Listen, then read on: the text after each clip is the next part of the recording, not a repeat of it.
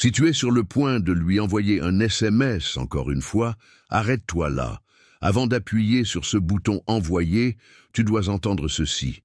Trop souvent, nous agissons par désespoir, par peur de perdre ou par un désir ardent de validation. Mais voici le point essentiel.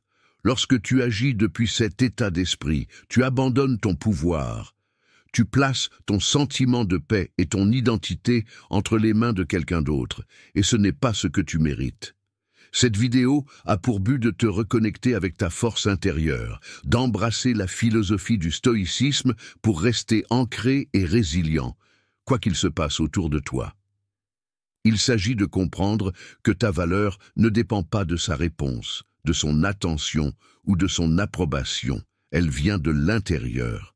Alors, avant d'appuyer sur « Envoyer », respire profondément, prends du recul et plongeons dans ce que signifie réellement reprendre ton pouvoir, construire une confiance inébranlable et prendre des décisions qui servent ta croissance et non tes insécurités. Il ne s'agit pas d'elle, il s'agit de toi, de devenir la version la plus forte et la plus authentique de toi-même. Commençons. Numéro 1, pourquoi cette envie irrésistible d'envoyer un SMS est si forte? Tu connais cette sensation, celle où ton cœur s'emballe, ton esprit tourne à plein régime, et tu dois absolument la contacter? C'est presque comme un réflexe. Pourquoi? Parce que ton cerveau a soif de conclusion. Il veut combler le vide, savoir que tout va bien entre vous deux. C'est la même sensation qui te tient éveillé la nuit, à faire défiler d'anciens messages, à rejouer des moments encore et encore, comme une chanson bloquée en boucle. Mais voici la vérité. Maîtriser tes impulsions est l'une des plus grandes forces que tu puisses développer. Et il ne s'agit pas seulement de réprimer cette envie. Il s'agit de comprendre pourquoi tu te sens ainsi et d'apprendre à t'en détacher. Pense-y. Chaque fois que tu lui envoies un SMS par désespoir ou par anxiété, tu lui remets les clés de ton bien-être émotionnel. Tu laisses ton besoin de réassurance ou de validation dicter tes actions. Épictète a dit un jour que le vrai pouvoir réside dans le contrôle de soi, et non dans le contrôle des autres.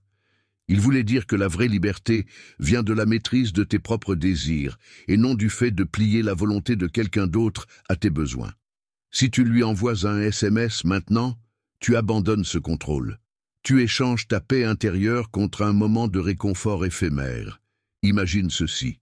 Tu envoies ce SMS, et peut-être qu'elle répond, peut-être pas. Quoi qu'il arrive, tu te retrouves à la poursuivre, à courir après ses réactions, à constamment jauger son intérêt, à laisser sa réponse ou son absence de réponse définir ton humeur. Et ce n'est pas l'état d'esprit d'un homme qui valorise sa propre tranquillité d'esprit. Au lieu de cela, embrasse le silence, respire, laisse passer le moment. Ressens l'envie, reconnais-la, mais n'agis pas en fonction. Ce n'est pas parce que tu ressens quelque chose intensément que tu dois agir en conséquence. C'est là que réside le vrai pouvoir. C'est comme soulever des poids pour ton esprit. Résister à l'envie de la contacter, c'est entraîner ta résilience émotionnelle. Pense à Marc Aurèle, qui croyait qu'il fallait se concentrer uniquement sur ce qui est sous ton contrôle. Sa réponse, son attention, son affection. Rien de tout cela n'est sous ton contrôle, mais ta réaction. Elle t'appartient, complètement et totalement. Alors, la prochaine fois que tu ressentiras cette envie irrésistible de lui envoyer un SMS, souviens-toi que ce n'est qu'une impulsion passagère. Ce n'est pas un ordre. Tu as le choix de la laisser partir, de te concentrer sur ta propre croissance, sur ton propre objectif. Et quand tu le feras, tu réaliseras que la paix que tu recherches ne vient pas de sa réponse, elle vient de l'intérieur. Numéro 2, ce que le silence dit réellement à son sujet. Lorsque tu cesses de la poursuivre, lorsque tu choisis de rester calme et centré au lieu d'essayer désespérément de la contacter, quelque chose de puissant se produit. Elle commence à se demander. Elle commence à se questionner sur la raison pour laquelle ton attention, autrefois si facilement disponible, s'est maintenant retirée dans le silence. Tu vois, il est dans la nature humaine de remarquer ce qui manque. Lorsque ton nom n'apparaît pas sur son écran, lorsque son téléphone reste immobile et silencieux, cela crée un vide. et les vides ont une façon d'attirer l'attention sur eux. C'est comme une pièce manquante dans un puzzle. Son absence devient d'autant plus perceptible simplement parce qu'elle n'est pas là. Les stoïciens comprenaient la force de la retenue. Marc Aurèle croyait que rester calme sous pression était une marque de véritable pouvoir. Ton silence n'est pas une tactique pour la manipuler. C'est une démonstration de ta capacité à te maîtriser, à rester inébranlable et ferme, même lorsque les émotions essaient de te faire dévier de ta trajectoire.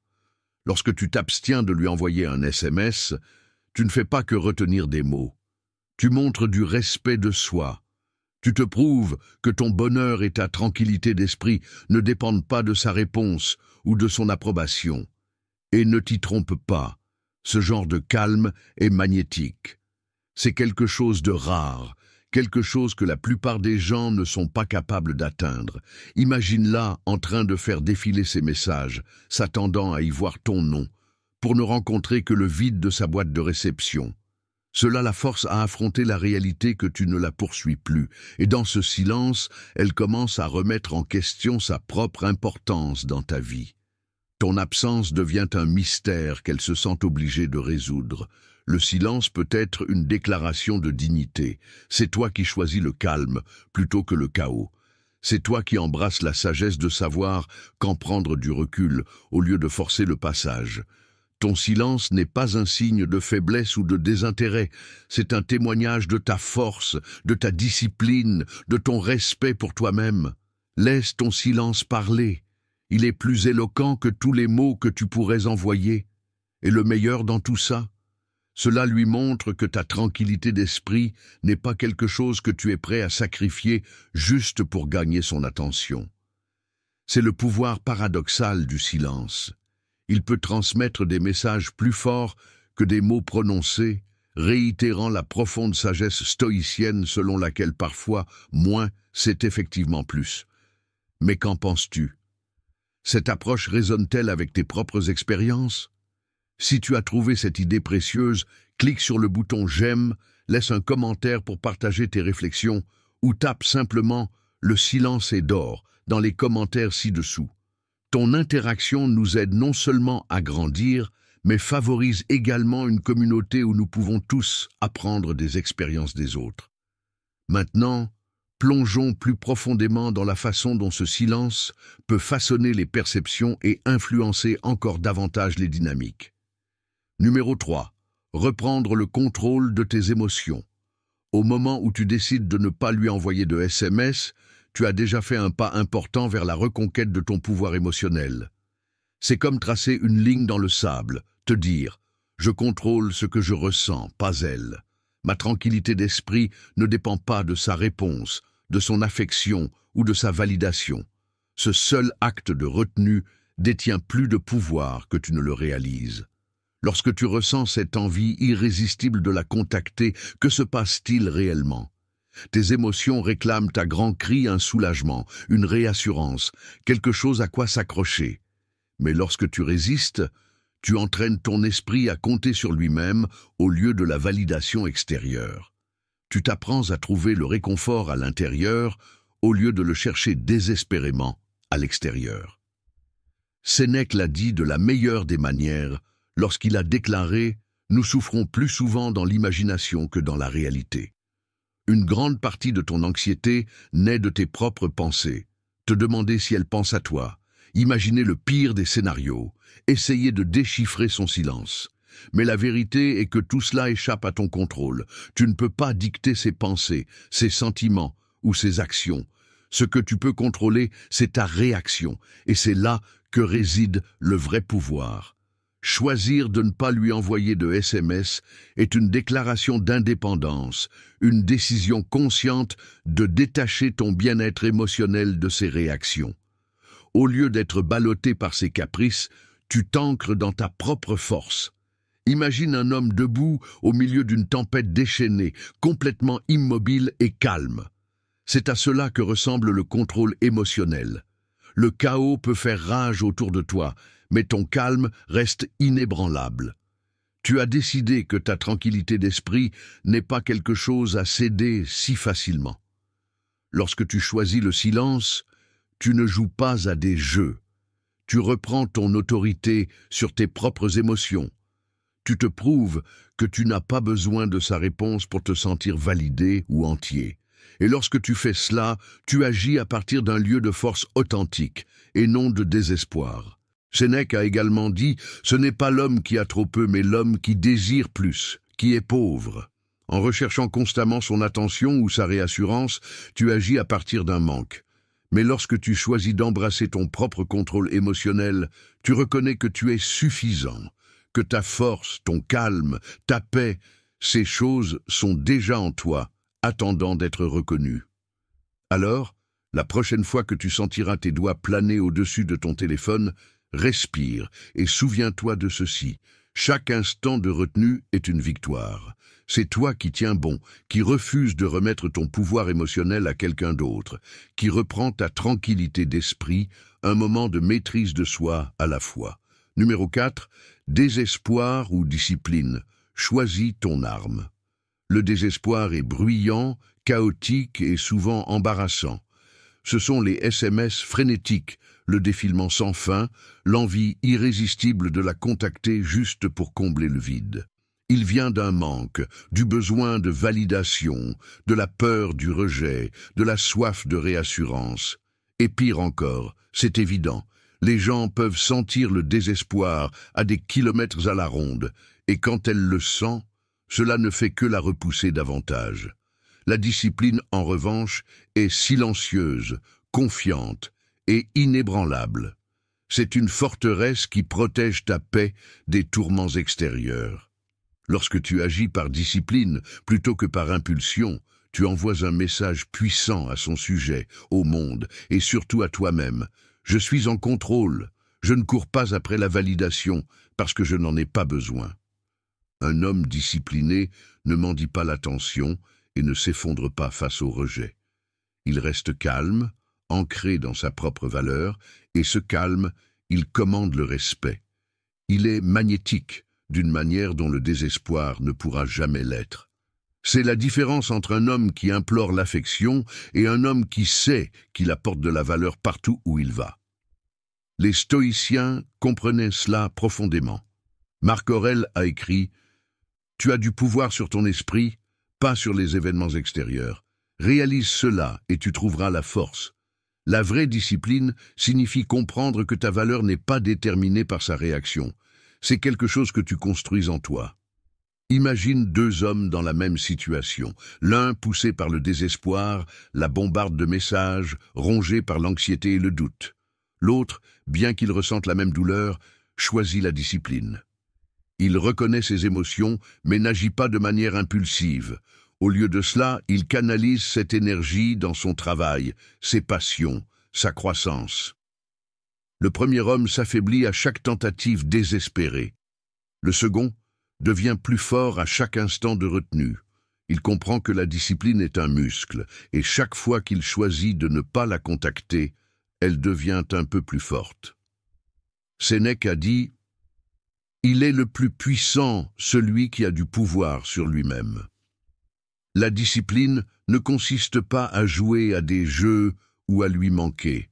Il s'agit de construire une vie si épanouissante que tu n'as plus besoin de sa validation pour te sentir entier. Lorsque tu embrasses la discipline, tu ne te contentes pas d'éviter une erreur, tu construis ton caractère. Et ce caractère, c'est ce qui te rend vraiment attirant. Pas tes mots, pas tes messages, mais la force inébranlable que tu montres en ne cédant pas au désespoir. Alors, demande-toi, vas-tu laisser tes émotions te conduire de manière imprudente ou vas-tu tenir bon dans ta propre valeur et laisser tes actions refléter tes principes? Parce qu'en fin de compte, il ne s'agit pas de la reconquérir, il s'agit de reconquérir ton propre respect. Numéro 5, pourquoi la poursuivre ne fait que la repousser? Voici le paradoxe. Plus tu poursuis, plus elle s'éloigne. Tu investis ton énergie, ton attention et tes efforts, en espérant réduire la distance, mais au lieu de cela, cela ne fait que la repousser davantage. C'est comme essayer de retenir de l'eau avec un poing serré.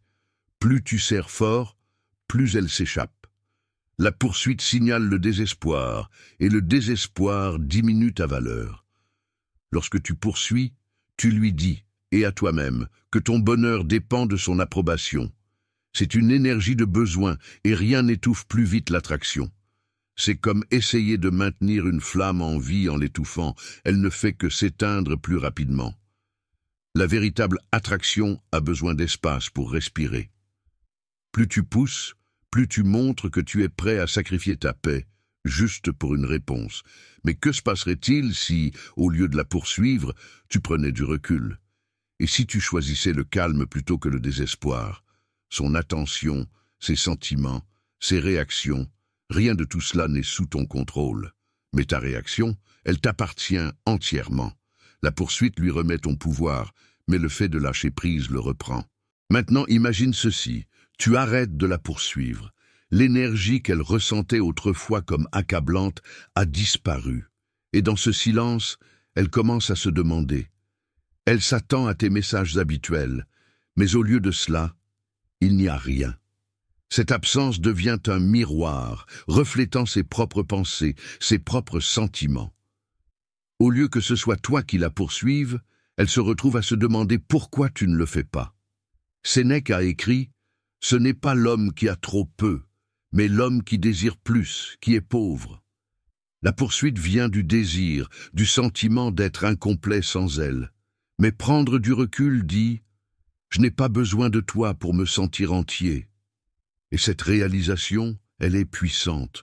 En ne la poursuivant pas, tu lui crées un espace pour qu'elle réalise ce qui lui manque. Ton silence, ton calme, ton assurance, ces choses sont rares, et elles parlent plus fort que tous les mots que tu pourrais envoyer. Elle commence à se demander pourquoi tu ne la poursuis plus, et dans ce questionnement, elle ressent le changement. Si tu veux vraiment susciter quelque chose de significatif, ne la poursuis pas. Prends du recul, tiens bon dans ta propre valeur, laisse-la ressentir ton absence, car le vrai pouvoir ne réside pas dans la recherche de contrôle sur quelqu'un d'autre, il réside dans la maîtrise de soi.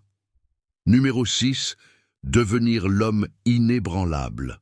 Les femmes sont attirées par les hommes qui sont émotionnellement stables, les hommes qui ne sont pas facilement ébranlés par le silence, le rejet ou l'incertitude. Il ne s'agit pas de faire semblant d'être indifférent ou de jouer à des jeux. Il s'agit de construire une véritable résilience, celle qui reste stable quelle que soit la situation. Ce genre de calme n'est pas seulement attirant, il est rare.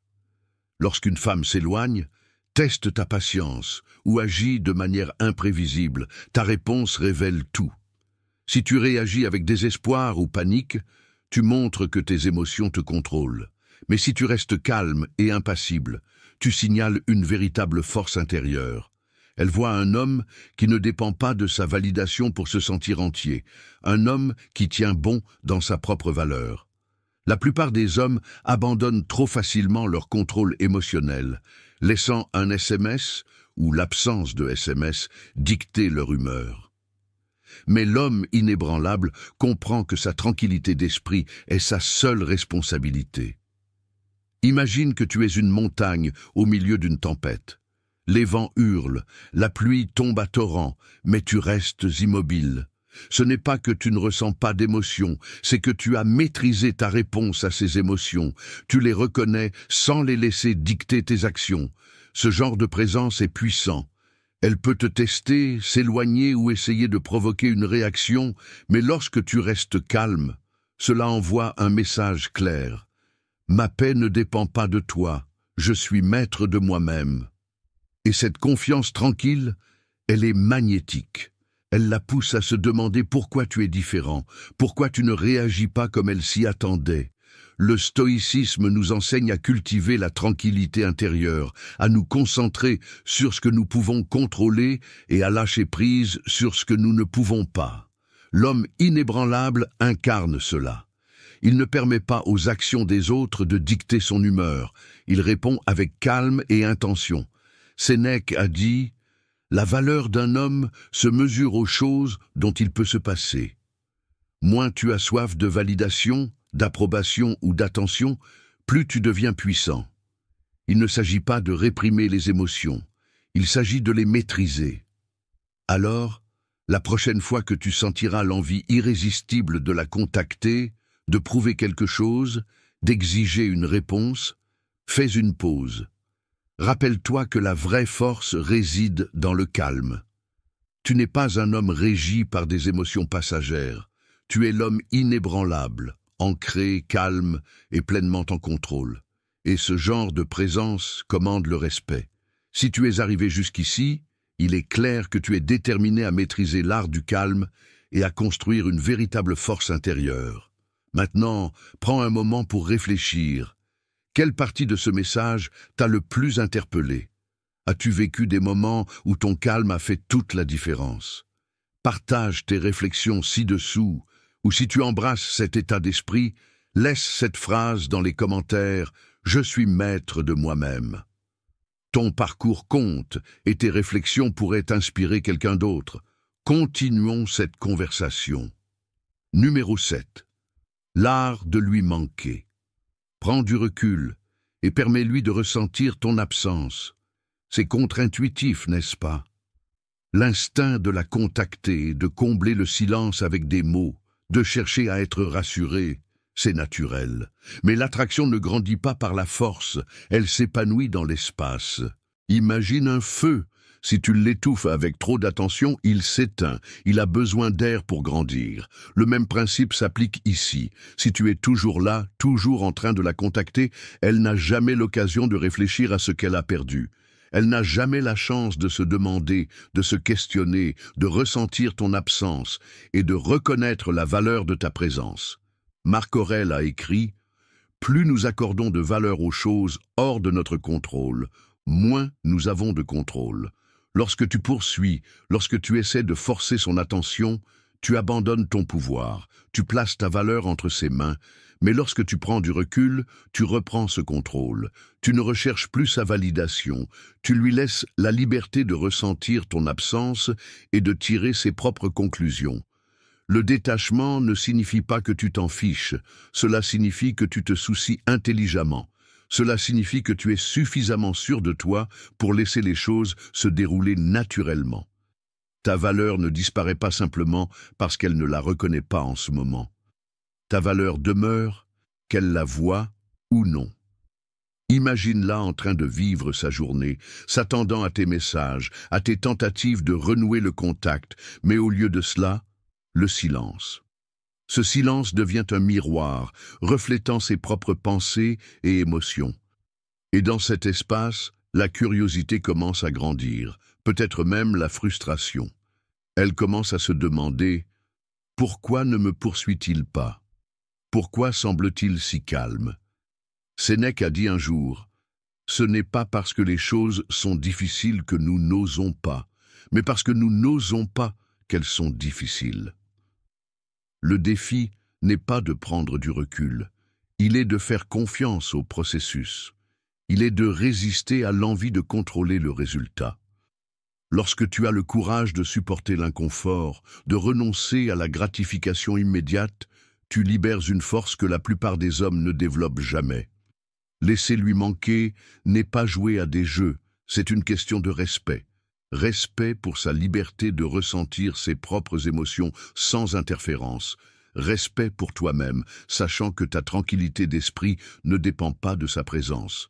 Et si elle ne revient pas, alors tu auras gagné en clarté, tu auras appris que ton bonheur n'était jamais censé être entre les mains de quelqu'un d'autre.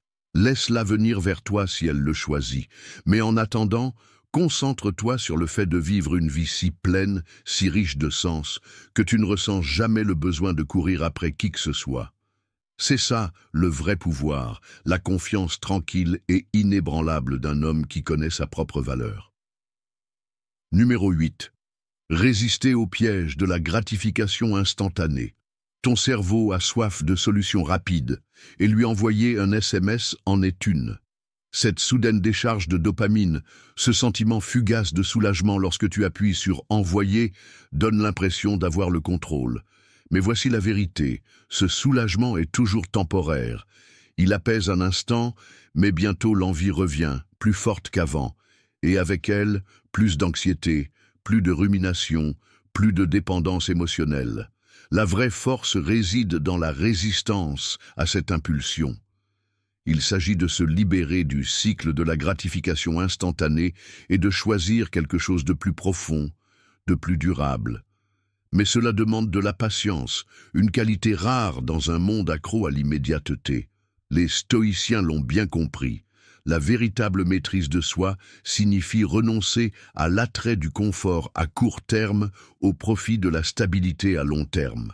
Sénèque a dit un jour « Nous souffrons plus souvent dans l'imagination que dans la réalité ».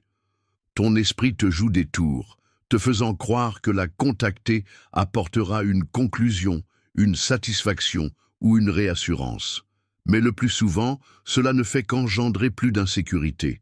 La vraie souffrance n'est pas dans son silence, elle est dans ta réaction à ce silence. Imagine que tu construis une forteresse, solide, inébranlable, un lieu de paix véritable. Chaque fois que tu résistes à l'impulsion de lui envoyer un SMS, tu poses une pierre de plus dans ses fondations. Le travail est lent, voire inconfortable, mais à chaque instant de retenue, tu deviens plus fort. C'est cette patience qui sépare les inébranlables des agités, les disciplinés des désespérés. Pense à cela comme planter un arbre. Tu ne continues pas à retourner la terre pour vérifier si les racines poussent. Tu le nourris, tu fais confiance au processus et tu laisses le temps faire son œuvre. Il en va de même ici. En laissant le silence s'installer, tu lui donnes l'espace nécessaire pour réfléchir, mais surtout, tu te prouves que ton bonheur ne dépend pas de sa réponse.